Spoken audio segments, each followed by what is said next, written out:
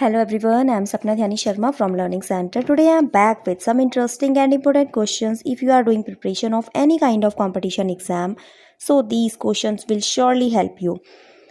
Today we will discuss 10 important questions, so let's start. But before starting the video, I am requesting to you, अगर आपको ये video अच्छा लगता है तो वीडियो को लाइक करें और अपने दोस्तों के साथ शेयर करें और चैनल को सब्सक्राइब करना बिल्कुल ना भूलें। चैनल को सब्सक्राइब करने के बाद बेल को ज़रूर प्रेस करें जिससे कि फ्यूचर में आने वाली वीडियोस का नोटिफिकेशन आपको मिलता रहे।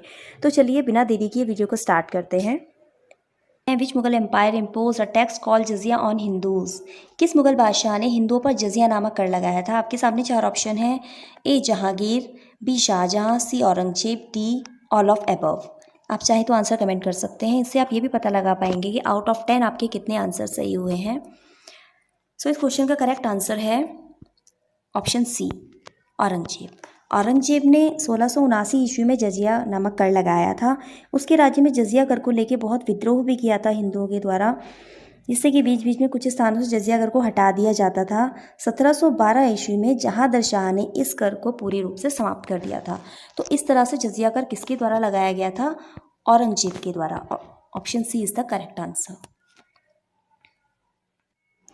हमारा अगला क्वेश्चन है विच गुरु कंप्लाइड द गुरु ग्रंथ साहिब। गुरु ग्रंथ साहिब का संकलन किस सिख गुरु ने किया था? आपके सामने 4 ऑप्शन है। ए गुरु नानक, बी गुरु अर्जुन देव, सी गुरु हर राय, डी गुरु गोविंद सिंह। इस क्वेश्चन का आंसर बताइए। इसका सही आंसर है ऑप्शन बी, गुरु अर्जुन देव। गुरु अर्जुन देव सिखों के 5वें गुरु थे। आध्यात्मिक जगत में गुरु अर्जुन देव को सर्वोच्च स्थान प्राप्त था।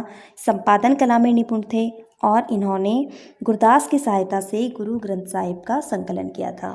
तो इसका करेक्ट आंसर है option B. What is third question? Third question is which Mughal ruler granted the East India Company the privilege of doing business in Bengal। किस मुगल शासक ने ईस्ट इंडिया कंपनी को बंगाल में व्यापार करने का विशेषाधिकार प्रदान किया था? Option A Mohammad Shah, B Farrukh Siyar, C Bahadur Shah प्रथम, डी अहमद शाह। आंसर बताइए। तो इस क्वेश्चन का करेक्ट आंसर है ऑप्शन बी, फर्रुख सियर ने। फर्रुख सियर मुगल बादशाह था जिसने कि 1713 से 1719 तक हिंदुस्तान पर हुकूमत की थी और इसके बाद 1715 में एक शिष्टमंडल जॉन सुरमन के नेतृत्व में भारत आया था।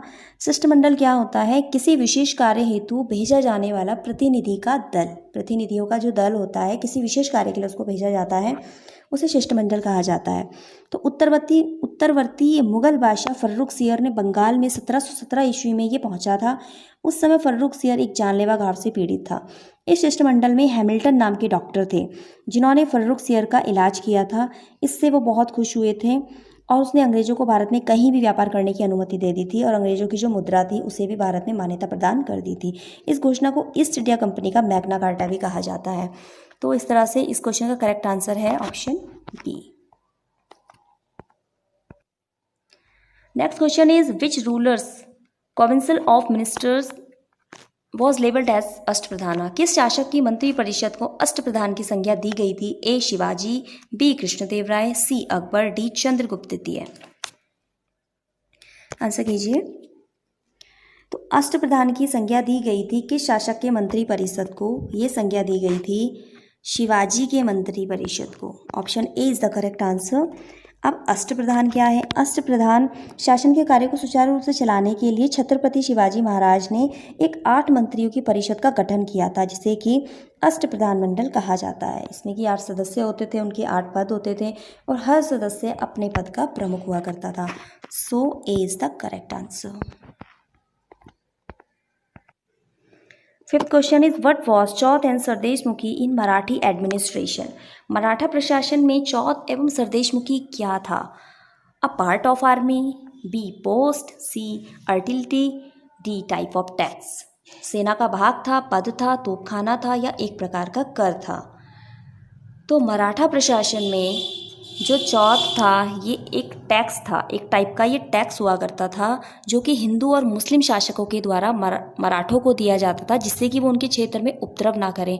और इसके बदले मराठों का दावा था, वो कहते थे कि हम ये टैक्स तो लेते हैं लेकिन इसके बदले हम जो आक्रमणकारी होते हैं उनसे इनकी रक्षा करते हैं। तो ये टैक्स दिया जाता था, कर दिया जाता था हिंदू और मुस्लिम शासकों के द्वारा मराठों को खुश करने के लिए। तो ये एक प्रकार का टैक्स था। 6th question is which metal was first use by वैदिक कारपेट्स। वैदिक कालीन लोगों ने सर्वप्रथम किस धातु का प्रयोग किया था? किस धातु का किया था? इसका करेक्ट आंसर है ऑप्शन बी, तांबा। कॉपर का उन्होंने सबसे पहले प्रयोग किया था।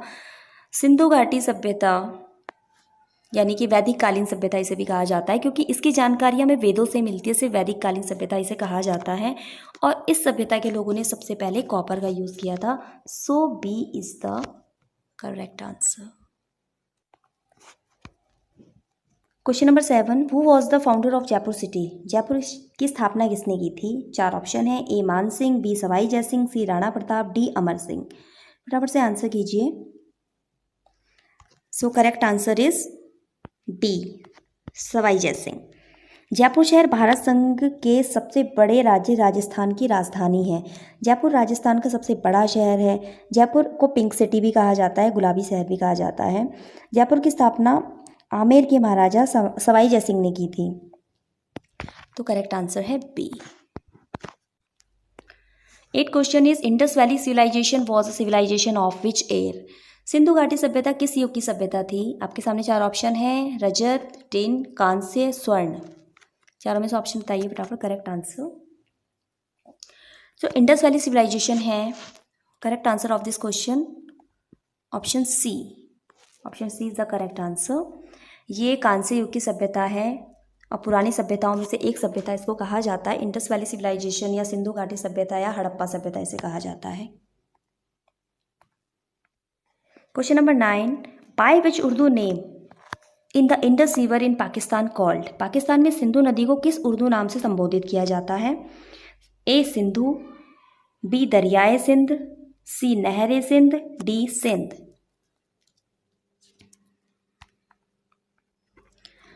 सो correct answer of this question option B, Dariyae Sindh के नाम से पाकिस्तान में सिंधु नदी को संबोधित किया जाता है। ये एक उर्दू का शब्द है और एशिया की सबसे लंबी नदियों में से एक है सिंधु नदी, जिसे इंडस रिवर भी कहते हैं। ये पाकिस्तान, भारत और चीन के माध्यम से बहती है। इस नदी का ज़्यादातर अंश जो है वो पाकिस्तान में प्रभावित होता है, पाकिस्तान में बहता है। ये पाकिस्तान की सबसे लंबी नदी है और पाकिस्तान की राष्ट्रीय नदी भी इसे कहा जाता है। पाकिस्तान में सिंधु नदी को दरियाए सिंध के नाम से जाना जाता है। तो करेक्ट आंसर है option B. This is last question, what year did the Kalinga war take place. Kalinga युद्ध किस वर्ष हुआ था? Option A 261 BC, option B 263 BC, option C 240 BC, option D 232 BC। 261 ईस्वी पूर्व, 263 ईस्वी पूर्व, 240 ईस्वी पूर्व, 232 ईस्वी पूर्व। चारों में से करेक्ट आंसर बताइए क्या है?